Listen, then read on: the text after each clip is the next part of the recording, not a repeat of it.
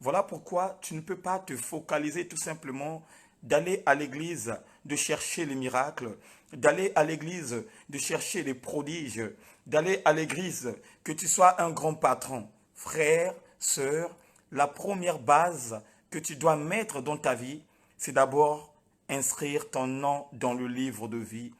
Et c'est là où l'Éternel des armées te donnerait encore l'accès d'avoir toute bénédiction que tu veux dans ta vie jusqu'au jour où il prendra sa dernière décision pour que tu puisses avoir une joie qui va se tressaillir au-dedans de ton cœur, d'aller dans l'endroit là où il t'a préparé la place. Bien-aimé, avant de passer à la parole, j'aimerais mettre une mélodie que nous allons entendre, prier un tout petit peu et après on va rentrer dans la révélation.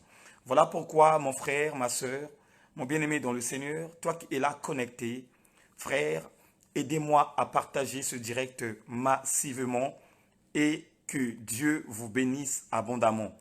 Bien-aimé, on va décoller puisque on n'a pas véritablement beaucoup d'heures. Mais maintenant, bien-aimé, on doit passer aux choses sérieuses. On y va.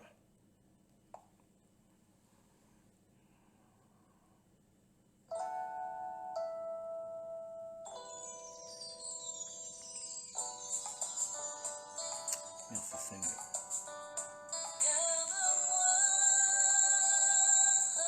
Seigneur, garde-nous, éternel Dieu.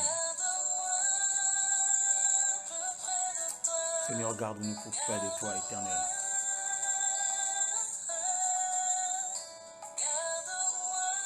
Seigneur, garde ton peuple pris près de toi, éternel Dieu. Nous ne voulons pas, éternel Dieu, mon roi, la distraction. Le moment est venu, Père, de monter, éternel Dieu, mon roi. Le moment est venu de décortiquer ta parole, de l'incarner, ô Seigneur Père, et de la mettre en pratique. Ce n'est que la pratique, éternel, mon Dieu, mon roi, ô Seigneur, qui est au-dessus de toi. Voilà pourquoi, éternel Dieu, garde mon cœur plus près de toi, éternel Dieu. Garde le cœur de ton peuple plus près de toi, car nous avons besoin de toi. Nous avons besoin de ta justice. Nous avons besoin de tes bienfaits. Nous avons besoin réellement de toi. Ô Seigneur, fais descendre ta gloire au milieu de nous, Père. Fais descendre ta puissance auprès de nous, Seigneur. Seigneur, va toucher, éternel mon Dieu, mon roi, les cœurs, ô Père, de tous ceux qui sont là, de tous ceux qui veulent réellement incarner ta parole, de tous ceux qui veulent réellement changer leur vie. Oh Seigneur, change-moi le langage. Change-moi le langage, Père. Change-moi le langage du Tout-Puissant. Oh Père, tu es là, éternel Dieu. Tu es là, mon Dieu, oh Père. Que ton esprit commence à agir, Seigneur mon Dieu. Que ton esprit prenne de l'ampleur. Que ton esprit prenne de l'ampleur. Seigneur, que ce sacerdoce éternel, mon Dieu, mon roi de l'apostolat, oh Seigneur Père, agit au moi. Oh Père, j'aimerais bien développer un sujet, Père. Un sujet qui va nous faire du bien. Un sujet qui va nous emmener dans une autre dimension, Seigneur. Et c'est ça, nous voulons, Père. Cette année 2020 est une année de sacrifice, éternel Dieu. Cette année, éternel mon Dieu, mon roi, est une année de formation. Il y a des choses que nous n'avons pas fait, ô Seigneur Père, en 2020. Mais cette année 2021, éternel Dieu, tu vas faire de grandes choses dans nos vies, dans nos foyers, même de ceux, ô Père, qui n'ont pas encore eu l'occasion de se marier. Tu vas leur donner cette occasion. Même de ceux, Père, en ce moment parlant, qui ont la difficulté, Seigneur Père, d'exercer dans ton ministère. Tu vas ouvrir la grande porte. Voilà pourquoi nous te demandons ce soir, Seigneur, manifeste-toi, Père. Manifeste-toi, le roi des gloires. Nous le savons, éternel Dieu, nous sommes des pécheurs. Et à chaque fois, Père, nous péchons contre le ciel. Voilà pourquoi, éternel Dieu, mon roi, nous demandons pardon auprès de toi. Si nous avons mal réagi, ô Seigneur Père, ô Seigneur, pardonne-nous. Parce que nous savons, éternel Dieu, il y a de certains péchés, Père, qui viennent volontairement sans le savoir. Il y a de certains péchés qui viennent volontairement sans avoir des pensées. Mais toi, Père, tu es là pour pardonner. Toi, Père, tu es là pour enlever l'iniquité. Voilà pourquoi, Seigneur, enlève toute iniquité dans la vie de tout un chacun. Enlève l'iniquité qui est au-dedans de moi. Si je t'ai offensé, éternel mon Dieu, mon roi, pardonne-moi. Si j'ai mal fait des choses, ô Père, pardonne-moi. Si j'ai dirigé mal ton peuple, pardonne-moi. Mais maintenant, Seigneur Père, donne-moi l'armure fatale qui va me permettre, Seigneur Père, de bien diriger ton peuple. Car je sais que tu es là. Ta présence est la paix. Je le ressens au-dedans de moi. Je le ressens dans ma vie, éternel Dieu. Je le ressens dans ma maison, éternel mon Dieu, mon roi. Oh Seigneur, cache-moi derrière ton dos. Cache ton peuple derrière ton dos. Et que ce soir, éternel Dieu, mon roi, que tu puisses nous prescrire, ô Seigneur Père, une parole de vie, une parole qui va changer notre entendement, une parole qui va nous emporter dans une autre dimension. Oh merci, car tu es Dieu, tu es le roi des gloires, tu es l'Éternel des armées, tu es l'agneau de Dieu, tu es le Tout-Puissant. Voilà pourquoi l'honneur, la louange et la gloire te soient rendues. Sois encore célébré, Père, sois magnifié le roi des gloires, sois ovationné le Tout-Puissant. Nul n'est comparable à toi, Seigneur. Nul n'est comparable à toi, Yahweh. Personne n'est comparable à toi, Seigneur. Toi qui dis la chose et la chose se manifeste. Toi qui étends ta main et ta main réagit. Toi, en ce moment, parlons, Père, qui est en train de réagir dans la vie de tout un chacun. Je te vois rentrer, éternel Dieu, dans la maison de tout un chacun. Je te vois rentrer dans le cœur de tout un chacun. Ô Seigneur, libère les cœurs, ô Seigneur Père, de ton peuple. Ton peuple qui va écouter ta parole, éternel Dieu. Ton peuple qui va incarner ta parole, ô le roi des gloires. Libère, éternel mon Dieu, mon roi, le cœur de ton peuple. Car ton peuple a besoin de toi, éternel Dieu. Au moment où nous sentons fatigués, ô Père, la Bible déclare, éternel Dieu, c'est toi qui prends la relève. Ô Seigneur, prends la relève de ton peuple. Ton peuple est là, ô Seigneur Père. Ton peuple qui est en train de crier. Ton peuple qui est en train de pleurer, ton peuple qui veut voir la solution. Oh Seigneur, pour toute personne, oh Père, qui ont de rendez-vous de gauche à droite, Seigneur, il est en train de réclamer ta présence. Il est en train de réclamer ta puissance. Il est en train de réclamer ton pouvoir. Voilà pourquoi, Seigneur Père, va encore visiter ton peuple. Va encore parler à ton peuple, car ton peuple a besoin de toi. Ton peuple a besoin de toi. Ton peuple a besoin de toi. Seigneur, le moment est venu pour décortiquer ta parole. La seule et l'unique chose, Père, que je peux demander à toi, le roi des gloires, que la chair se taise, éternel Dieu, et que l'esprit, Seigneur mon Dieu, mon roi, prenne de l'ampleur. Que l'Esprit de Dieu, ô Seigneur Père, s'engage, éternel Dieu, auprès de son peuple. Que l'Esprit de Dieu parle ouvertement auprès de son peuple. Que l'Esprit de Dieu, ô décortique, ô Seigneur Père, la parole. Pour que chacun de nous, et ô Seigneur Père, que nous puissions incarner, Seigneur Père, ce que nous appelons par la révélation. Que la gloire revienne à toi, Jésus-Christ, par le nom puissant de notre Seigneur et Sauveur. Nous avons ainsi prié. Amen.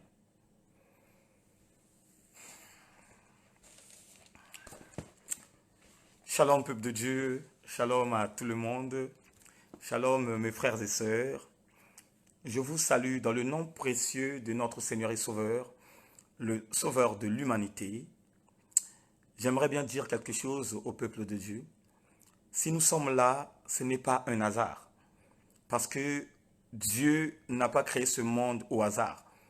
Il y a quelque chose qui s'est manifesté avant que Dieu prenne la décision de créer le monde et d'établir toute personne qui voulait tout simplement vivre dans ce monde et accomplir la mission du roi des gloires. Bien-aimés dans le Seigneur, le thème de ce soir est intitulé « La condamnation ». Est-ce que quelqu'un peut écrire « condamnation » ? Vous savez, ce monde que nous vivons a plusieurs rythmes et a plusieurs désirs. Ce monde que nous vivons, il y a plusieurs choses qui se passent et qui perturbent le peuple de Dieu. Là où tu es mon frère, là où tu es ma sœur, tu dois tout simplement te poser la question. Pourquoi ce soir, l'Éternel des armées veut tout simplement nous parler de la condamnation? Bien-aimés, chacun de nous a une mission ici-bas sur la terre qu'il doit mettre en place afin de retourner dans la vraie dimension céleste.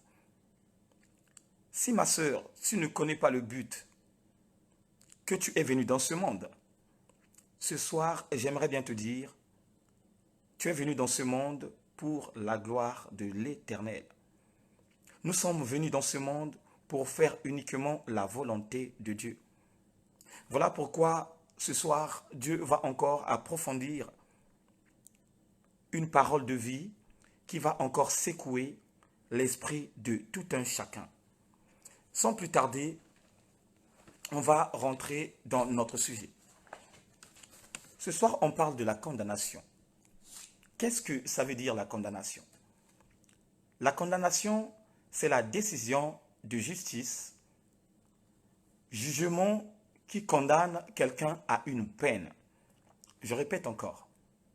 La condamnation, c'est la décision de justice, jugement qui condamne quelqu'un à une peine.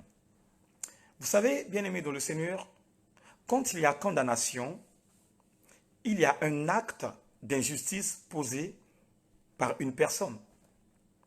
Quand il y a condamnation, il y a une violation de loi établie par une autorité. On ne peut pas être condamné si il n'y a pas quelque chose qui te pousse que la justice te condamne.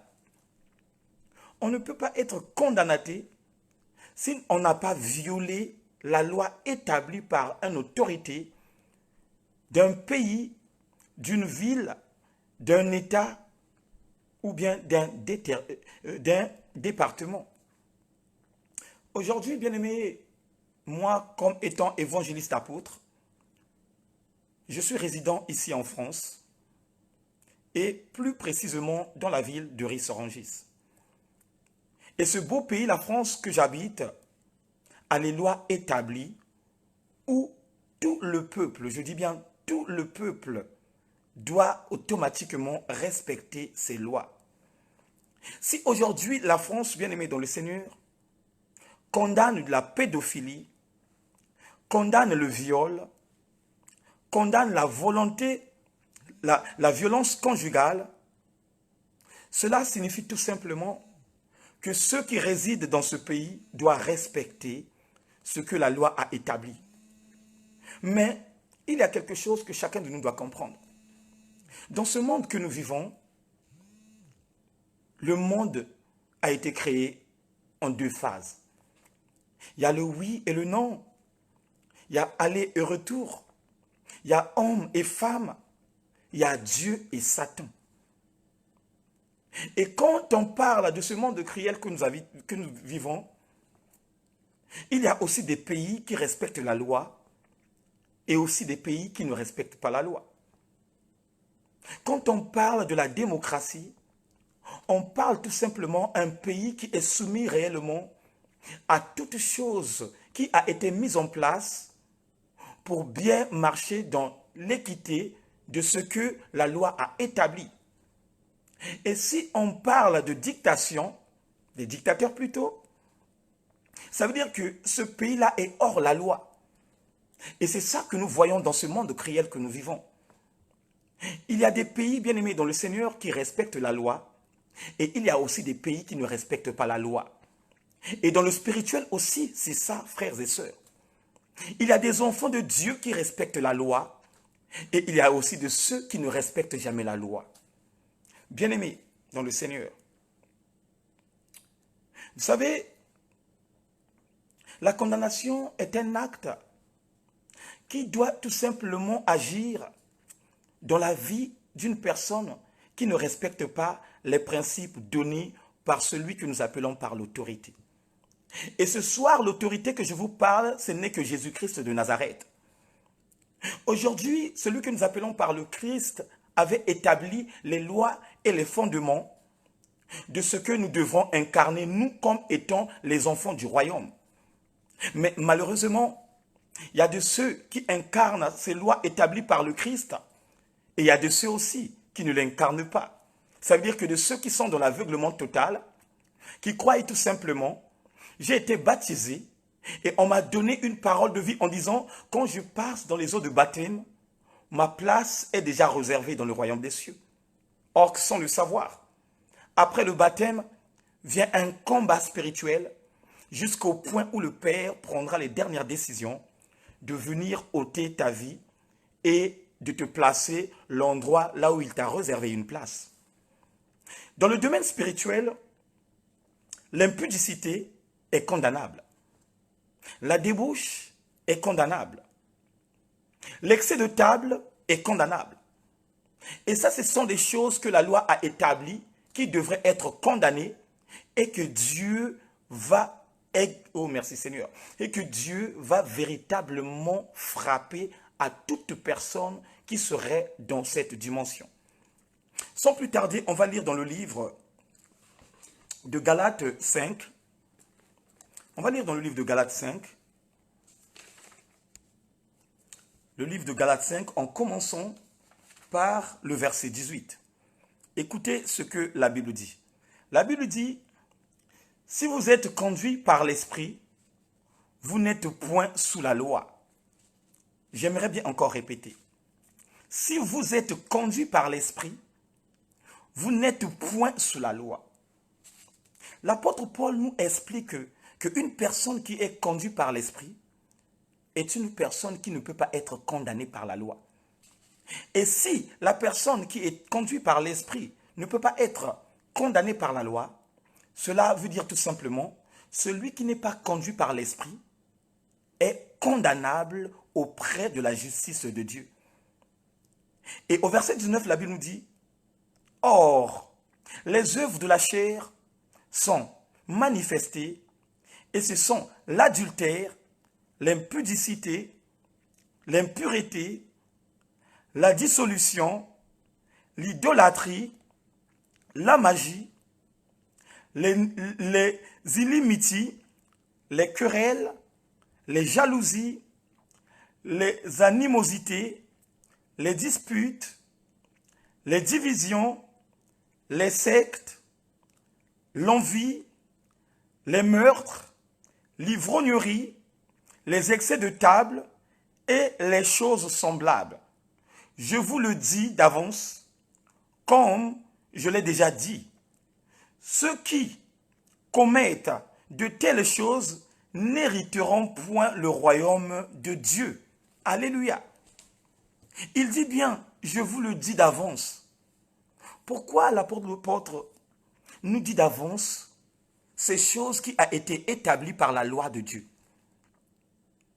Parce que, frères et sœurs, chacun de nous doit comprendre, après la mort, il n'y a plus, bien-aimé, dans le Seigneur de négociation. Après la mort, il n'y a plus de négociation.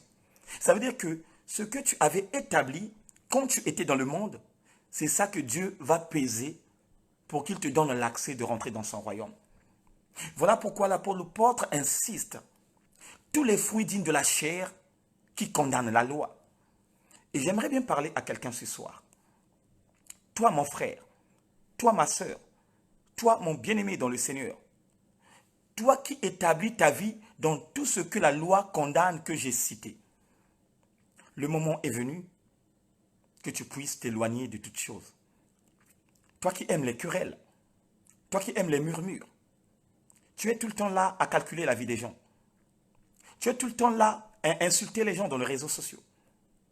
Tu es tout le temps là à insulter les hommes de Dieu, les femmes de feu. Tu es tout le temps là à pousser aux frères et sœurs de se haïr. Parce que quoi? Ta bouche n'est qu'une bouche qui parle des choses mensongères. Ce soir, Dieu te dit, la loi condamne de ce genre de choses. Regardez ce qui s'est passé au moment où nous étions tous dans les réveillons des fêtes. Nous avons vu, bien-aimés dans le Seigneur, les familles réunir ensemble pour passer des bons moments dans la présence du Seigneur. Des bons moments en famille. Il y a des femmes qui se sont préoccupées de préparer beaucoup de nourriture. Le poisson, le poulet, les haricots, tout ce que vous connaissez.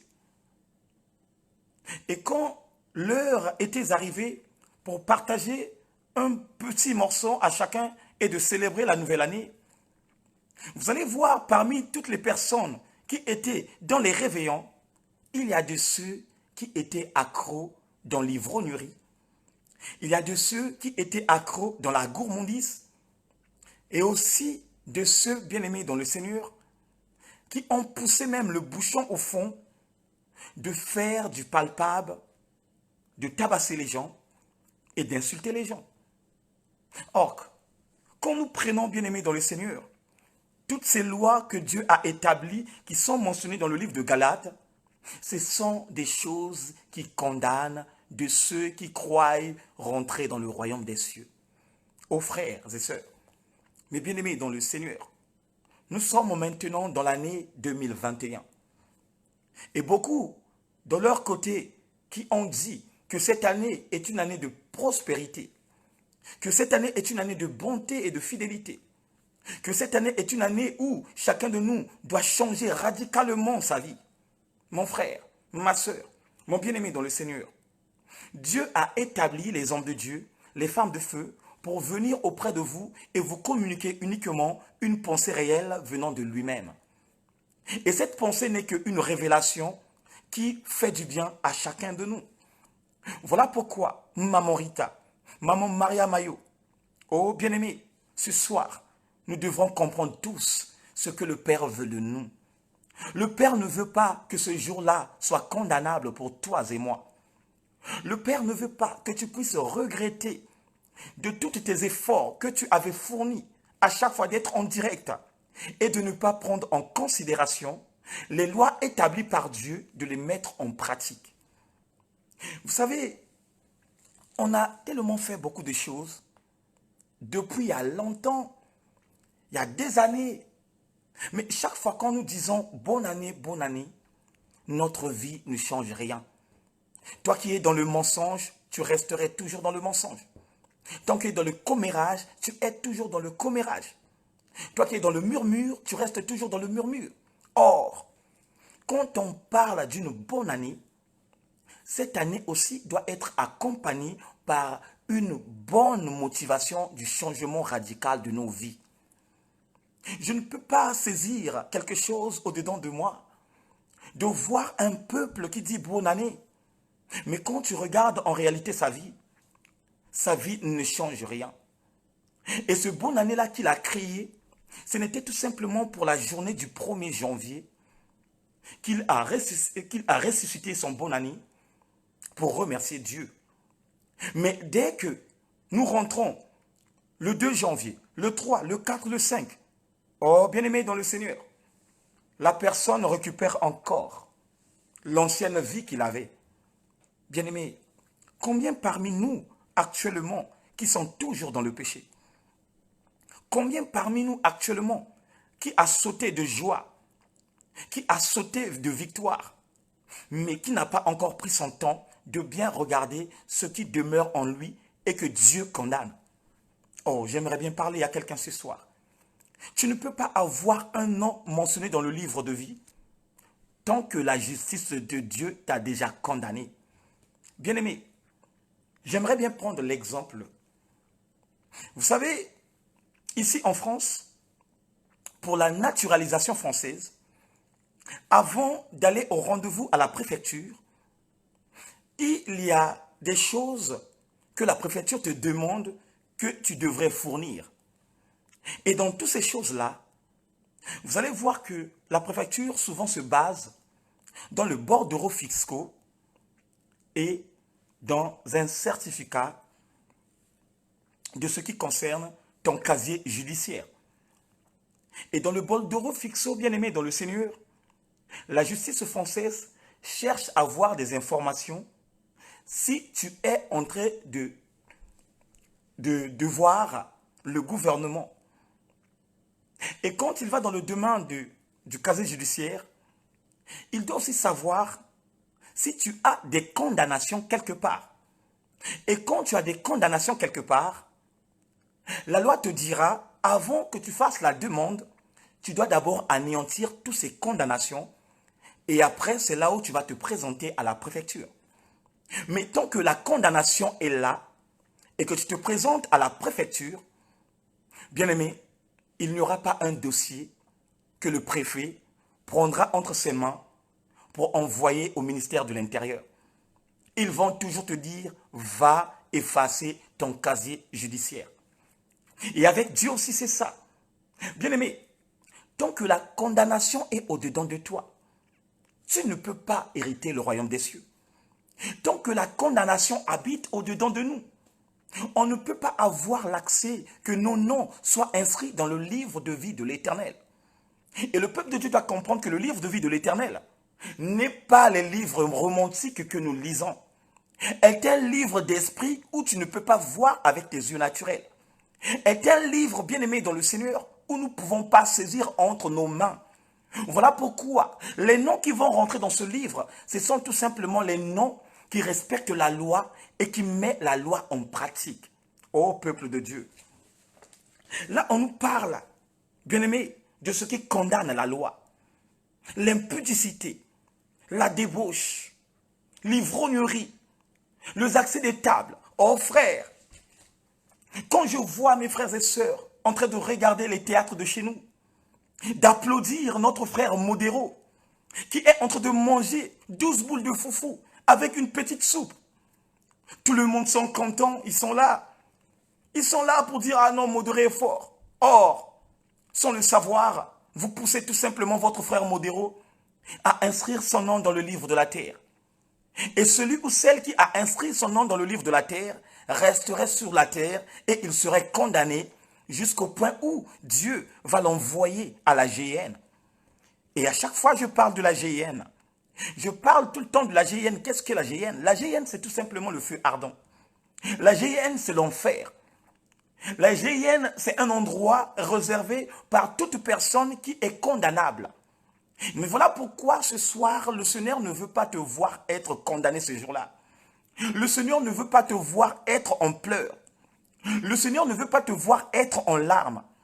C'est à toi maintenant, bien-aimé, de réfléchir là où tu es. Ah, Seigneur, cette vie de débauche est toujours en moi. À chaque fois quand je rentre chez moi, je suis toujours ivre. À chaque fois quand je rentre chez moi, je suis toujours peinté. Ô Père, donne-moi l'accès au Seigneur Père de me libérer de l'ivrognerie pour que je puisse marcher avec toi. Donne-moi l'accès, Père, de me libérer, ô Seigneur Père, avec cet entourage, le roi des gloires, qui me pousse à chaque fois de boire, et sans éternellement Dieu, mon roi, me préoccuper de ma maison.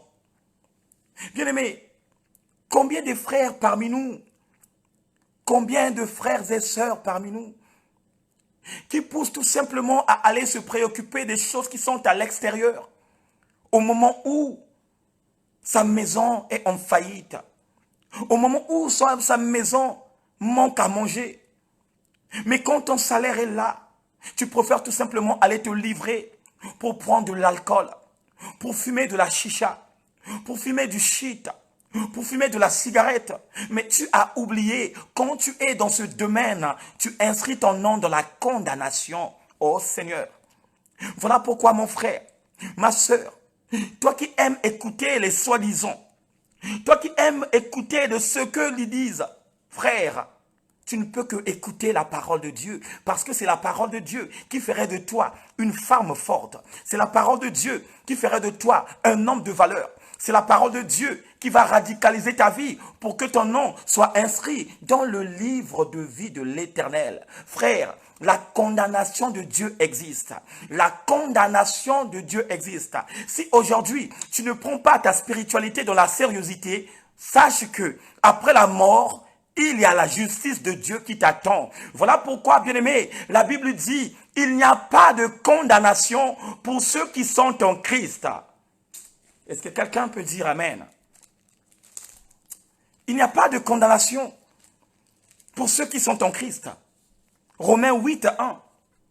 Quand tu es en Christ, tu ne peux pas être condamné. Or, quand on parle de Christ, on parle de la spiritualité, on parle de l'esprit.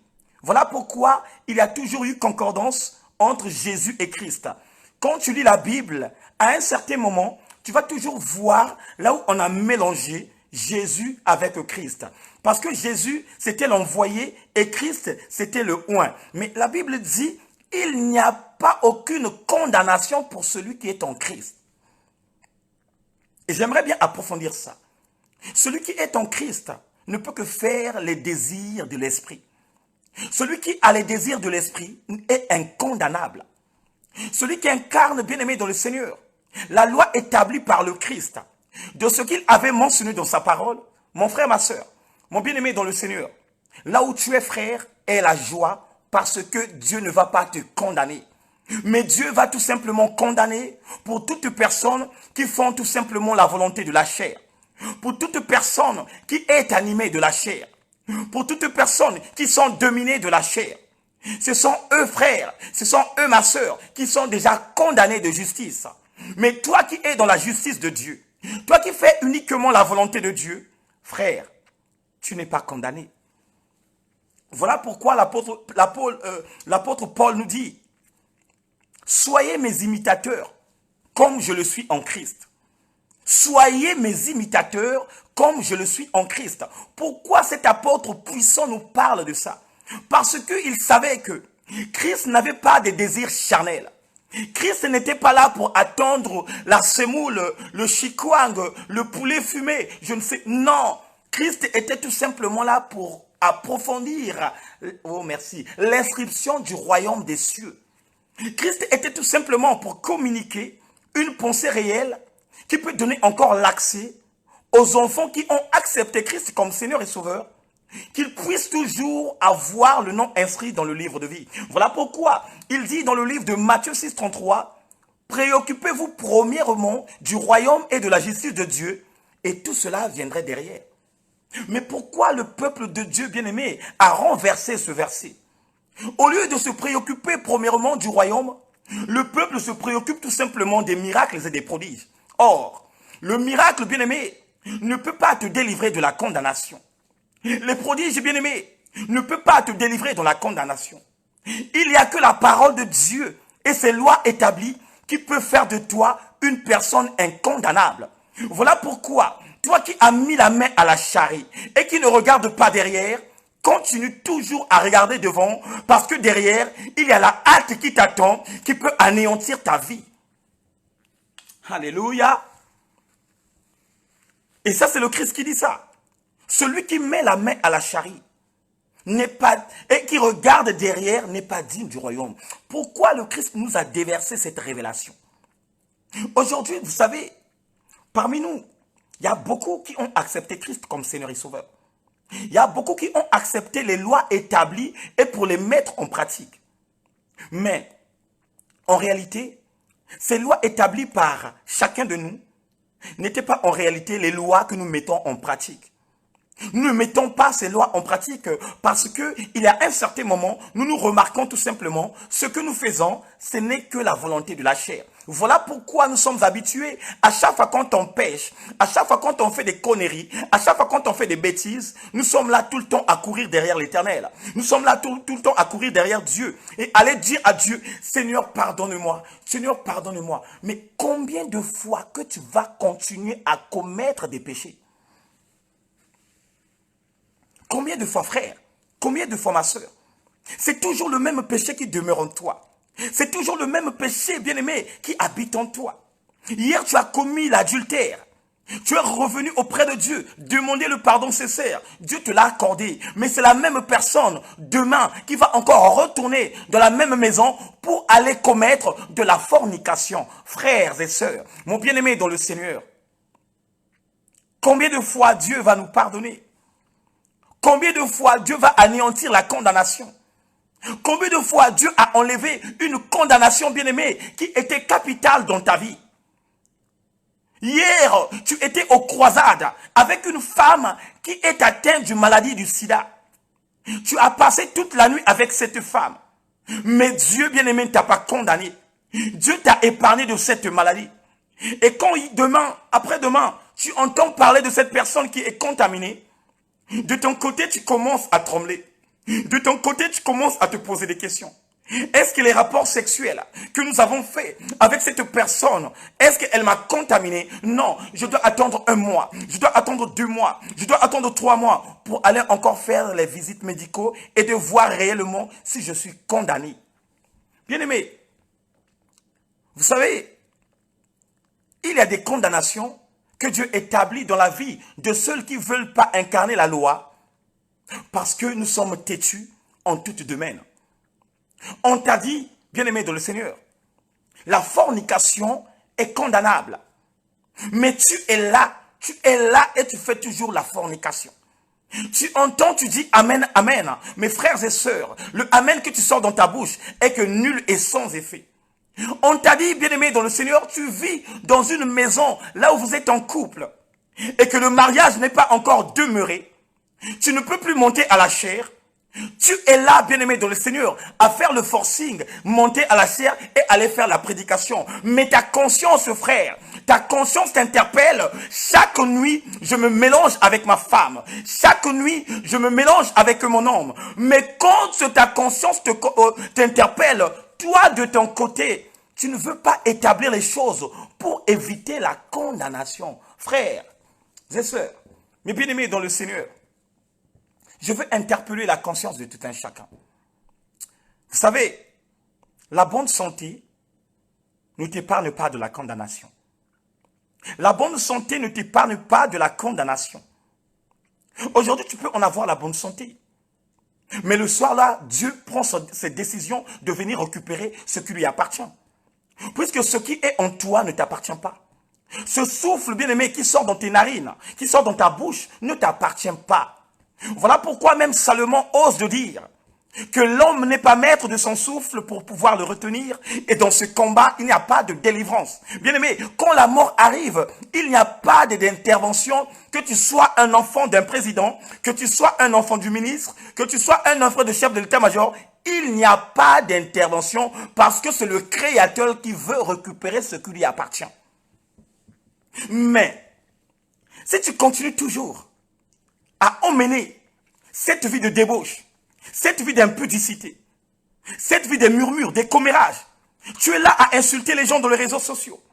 Tu es là à créer des faux comptes pour aller bien aimer surveiller les vies des gens, pour faire des demandes. Tu es là à utiliser les images qui ne t'appartiennent pas pour mettre à ton profil. Et tu es là de ton côté, tu commences à voir la joie de dire, ah oui, cette personne-là va voir. Frère, même si le monde ne te voit pas, la justice de Dieu t'a déjà condamné.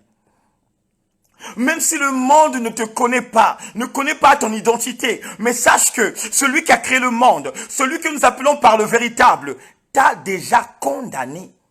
Voilà pourquoi, bien-aimés, nous devons tous chercher la justice de Dieu. Vous savez, il y a des lois établies que Dieu a mises en place qui ne peuvent pas te condamner. Quand tu incarnes ces genres de lois, quand tu les mets en pratique, mon frère, ma soeur, papas et mamans, je le jure devant l'Éternel, Dieu ne te condamnerait pas. Et c'est ça aussi qui va te pousser, bien-aimé, que ton nom reste inscrit dans le livre de l'Éternel. Oh, bien-aimé, sans plus tarder, on va lire dans le livre de Galates 5 et on va descendre au verset 22. Qu'est-ce que la Bible dit? La Bible dit, mais le fruit de l'esprit, c'est l'amour, la joie, la paix, la patience, la bonté, la bénignité, la fidélité, la douceur, la tempérance. La loi n'est pas contre ces choses. Oh my God. La Bible dit, la loi n'est pas contre ces choses. Quand tu as l'amour du prochain, tu ne peux pas être condamné. Voilà pourquoi Dieu dit, il a tant aimé le monde et il a donné. Quand tu aimes, tu dois avoir une vie de donner. Tu aimes, tu dois avoir une vie de donner. Tu ne peux pas aimer sans avoir donné, non. Quand tu aimes la personne, tu dois aussi donner quelque chose qui peut faire du bien à cette personne. Voilà pourquoi nous, les prophètes, nous les évangélistes, nous les pasteurs, nous les docteurs, on a le temps à chaque fois quand Dieu nous révèle les choses de venir vous donner. C'est par amour que nous vous donnons tout ce que Dieu a établi pour que chacun de nous puisse rentrer dans le royaume des cieux. La loi ne condamne pas une personne qui est en joie. La loi ne condamne pas une personne qui est fidèle. Voilà pourquoi j'interpelle la conscience de tout un chacun. Toi qui es fidèle dans la maison du véritable, reste fidèle dans la maison du véritable. Parce que ta situation dépend tout simplement dans l'endroit là où on te parle uniquement de la loi. Ta situation dépend tout simplement dans l'endroit là où on te parle uniquement de la justice de Dieu. Ta situation dépend tout simplement dans l'endroit là où on t'appelle et on te dit attention à ce que tu fais. Là où on t'appelle et on te dit attention de ce que tu établis parce que la loi condamne de tout ce que tu es en train de faire. Ici, nous sommes là pour préserver notre nom dans le livre de vie. Nous ne sommes pas là, frères et sœurs, afin que chacun de nous soit condamné. Non. Puisque nous qui conduisons la bergerie, on serait aussi jugés. Le Père va nous juger par rapport à nos actes, par rapport à toute cette nourriture spirituelle solide que nous avons donnée à ses enfants. Le Père va nous condamné de ça. Mais si aujourd'hui, je ne donne pas une nourriture solide, qui n'est que le réma de Dieu, qui n'est que la révélation de Dieu, qui n'est que le royaume et la justice de Dieu, mais quelle est cette nourriture que je peux garantir à tous ceux qui sont adeptes de la maison du véritable pour qu'à un certain moment qu'ils héritent le royaume des cieux? Voilà pourquoi, frère, ma soeur, mon bien-aimé, cette année 2020 est une année là où tu vas beaucoup réfléchir. Là où tu vas encore regarder ta spiritualité. Là où tu vas encore regarder ta marche avec Dieu. Parce que, bien-aimé dans le Seigneur, chacun de nous ne connaît pas ni l'heure, ni la date, ni le jour où l'Éternel prendra sa dernière décision pour venir ôter son souffle. C'est maintenant ou jamais, mes frères et sœurs. C'est maintenant ou jamais, mes bien-aimés dans le Seigneur. C'est maintenant ou jamais, mes frères et sœurs. La justice de Dieu ne condamne pas de ceux qui sont bienveillants. Oh, ma frère, tu vois ton frère souffrir actuellement en plein hiver, qui est en train de traîner de gauche à droite, qui n'a pas une place pour dormir. Mais toi, de ton côté, tu sais que j'ai une maison, 3 chambres, salon. J'habite tout seul, j'habite avec mon enfant. Mais tu préfères, bien-aimé dans le Seigneur, dire à ce frère que moi, je ne peux pas te recevoir à la maison parce que je n'ai pas de place. Frère, ma soeur, mon bien-aimé dans le Seigneur, où est la bienveillance? Où est la bienveillance? La Bible nous dit, ce n'est pas tous ceux qui disent Seigneur, Seigneur, qui vont hériter le royaume des cieux, mais ceux qui font tout simplement la volonté de Dieu. Ah, Seigneur. Bien-aimé, la Bible nous dit de ceux tout simplement qui font la propre volonté de Dieu. Mais ceux qui ne font pas la volonté de Dieu, ils seraient condamnés. Bien-aimé, si tu ne fais pas la propre volonté de Dieu, sache que ta condamnation est déjà là. Ta condamnation est déjà là. À chaque fois, tu es là à regarder les séries télévisées et de voir tout le temps les tenues. Regardez le complexe de l'infériorité ni de supériorité que nous incarnons dans nos propres vies. Quand tu croises un ami, dès que tu vois quelque chose qu'il a mis, toi aussi de ton côté, tu commences à t'acharner en disant « Non, je dois acheter les lunettes que papa Eric a portées. Je dois acheter le nœud papillon que papa Eric a porté. » Frère, mais de ton côté, tu peux créer quelque chose qui peut aussi te relaxer, qui peut aussi te faire du bien. Mais tu ne dois pas être, bien-aimé, dans une dimension, bien-aimé, de ce que nous appelons par les choses semblables. Bien-aimé, ceux, bien-aimés, qui sont dans les choses semblables sont condamnables. Parce que j'ai vu la robe de Beyoncé, moi aussi je devrais porter cette robe de Beyoncé. Frère, la Bible déclare que la loi condamne tout ce qui est dans les semblables. Voilà pourquoi ce soir, rétablissons notre vie dans la loi. Il y a des principes et des bases que la loi ne condamne pas. Quand tu es fidèle, bien-aimé, la loi ne condamne jamais. La loi ne peut pas condamner une femme qui est fidèle à son homme. La loi ne peut pas condamner un homme qui est fidèle à sa femme.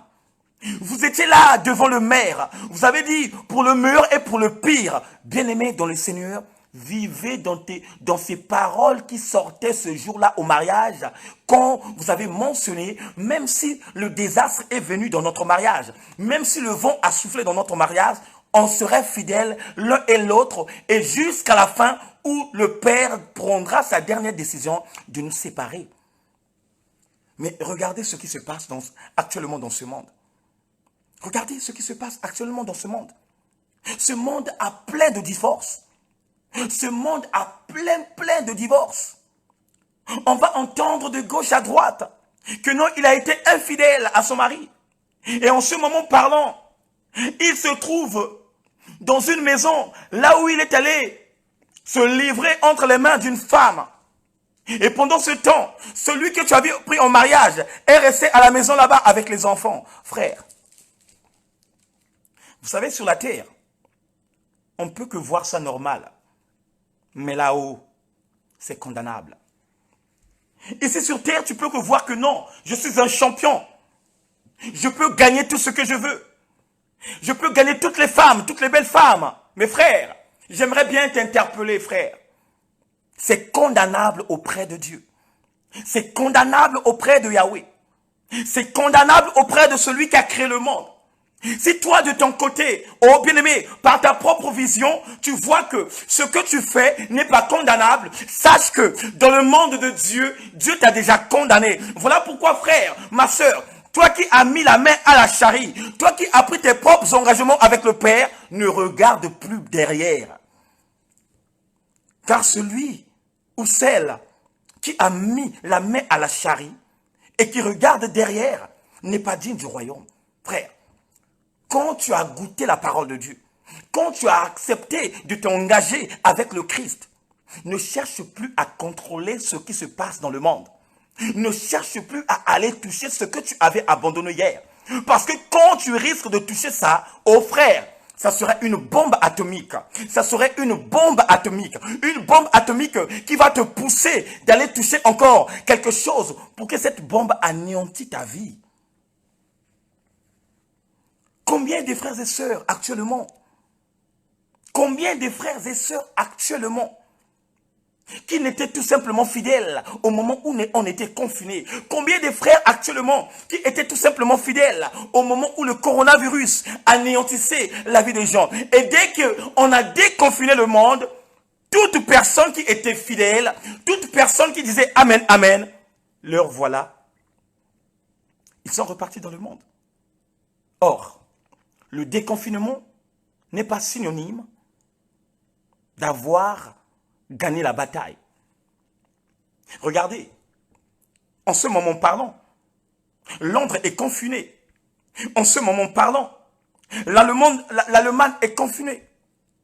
Ils prennent des décisions parce que même le vaccin qui est venu, bien aimé, n'a pas encore fait les effets. Et ici aussi en France, demain ou après-demain, le gouvernement peut prendre ses décisions de se confiner. Et toi de ton côté, toi qui es déconfiné de la présence de Dieu, toi qui as repris les mauvaises habitudes de ce que tu avais abandonné en ce moment où tu entendais des cris de pleurs de gauche à droite, des cris de pleurs dans ta maison, des cris de pleurs dans ton église, quelle est cette décision que tu prendras? Bien-aimé, n'attendons pas que la maladie demeure en nous, mais plutôt fournissons des efforts de chercher réellement que cette maladie qui anéantit les gens n'atterrit pas dans mon territoire. Ça veut dire quoi? Ça veut dire que un peuple de Dieu qui sait qu'il y a une condamnation, il y a une condamnation dans le royaume de mon Père, doit avoir une bonne réflexion de se retirer des choses dévouées par interdit et de mettre en pratique ce que la loi lui demande. La loi te demande tout simplement d'être en joie, d'avoir l'amour du prochain. Mais pourquoi tu as la haine de ton côté? Pourquoi tu as la méchanceté de ton côté? Pourquoi, bien-aimé, à chaque fois, les gens indexent tout le temps ton nom? Pourquoi, bien-aimé, à chaque fois, le nom qui sort dans les bouches de tout le monde, c'est ton nom, frère. C'est ton nom, ma sœur. Cherche maintenant à changer de mode de vie. Car la condamnation de Dieu est là. L'homme riche à cette époque, celui qui portait les costumes fin lin, celui qui portait du Salamander, celui qui portait du Givenchy, même dans son propre quartier, tout le monde savait qu'il y avait un grand sapeur qui était dans le quartier. Et la Bible dit, à cette époque, il emmenait une vie mais pas possible. Chaque jour dans sa maison, il n'y avait que la fête. Il invitait ses propres amis. Mais un jour, un homme qui prétend s'appeler par Lazare, la Bible dit qu'il avait une maladie d'ulcère. Lazare s'est dit non, mon voisin c'est un milliardaire, mon voisin c'est un multimillionnaire, mais avec lui, il peut m'aider pour que j'aille à l'hôpital et que je puisse prendre soin de moi. Mais regardez ce qui va se passer. Lazare va chez lui, non, il néglige Lazare. Lazare va chez lui, non, il néglige Lazare. Mais quand le jour, Lazare et cet homme riche sont tombés, la Bible dit, Lazare a été emporté par le sein d'Abraham et l'homme riche a été ensevelé et se retrouver en poire tourmente dans le séjour de mort. Là où il n'y avait même pas de goutte d'eau. Là où il n'y avait même pas de nourriture. Là où il n'y avait pas même pas, bien aimé, du dégué, du riz au lait. Il n'y en avait pas. Mais il n'y avait que les grincements des dents et des pleurs. Frères et sœurs, mes bien-aimés dans le Seigneur, nous sommes là à vous parler de la parole. Il y a de ceux qui comprennent ce que nous disons, mais il y a de ceux, bien-aimés, qui rejettent cette propre parole. Il y a de ceux qui disent, oh, ces choses qui disent ça, ça ne peut pas arriver. De toute façon, Dieu n'existe pas. Frères et sœurs, mon bien-aimé dans le Seigneur, ici, sur terre, on peut murmurer à tout sujet. On peut dire du n'importe quoi à tout sujet, mais seulement le jour de la rencontre avec le Christ. C'est ce jour-là où tu verrais la réalité. C'est ce jour-là où Dieu te montrerait le pasteur Diana. C'est ce jour-là où Dieu te montrerait le berger Stevie Boutou. C'est ce jour-là où Dieu te montrerait l'évangéliste apôtre de Dieu, le frère Eric Nzungu. C'est ce jour-là. Dieu te dira, j'avais mis en face de toi, mon fils, qui te prescrivait tout ce que je mettrais dans sa bouche. Mais toi, de ton côté, tu ne voulais pas faire ma propre volonté. Toi, de ton côté, tu avais tout simplement le rejet. Mais maintenant, j'ai pesé tout ce que tu as fait sur terre, mais je ne trouve pas ce qui a été bon sur la terre. Bien-aimé, la justice de la terre peut te condamner, mais il peut aussi te libérer. La justice de la terre peut te donner une condamnation. 5 ans de prison ferme. 25 ans de prison ferme. Mais il y aura un certain moment, cette justice-là va te libérer. Mes frères et sœurs, mes bien-aimés dans le Seigneur, la justice de Dieu ne libère jamais. Parce que l'enfer est une spiritualité à vie. Parce que l'enfer est une prison à vie.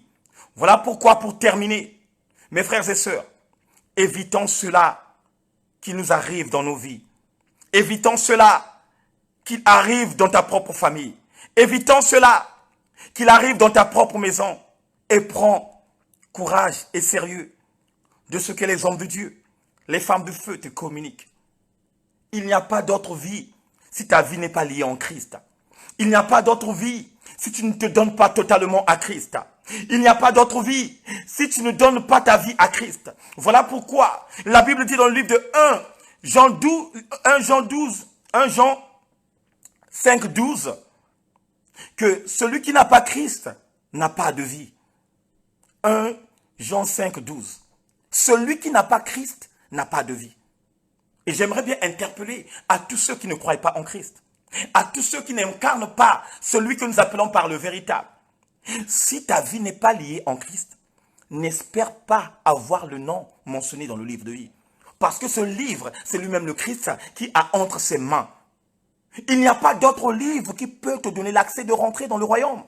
Il n'y a qu'un seul et l'unique livre qui peut mentionner ton nom et qui peut préparer une place d'honneur pour entrer là-bas et d'avoir une joie qui va se tressaillir des années, des milliers des années. C'est le livre de vie de Dieu. Frère, 2021 est une année que chacun de nous doit changer. 2021 est une année que chacun de nous doit se radicaliser totalement. On n'a plus le temps, frère. On n'a plus le temps, frère. Ne crois pas parce que tu es en bonne santé et que tu peux avoir une longue vie. Non. Même Jésus-Christ, qui est le Fils de Dieu, est mort à l'âge de 33 ans.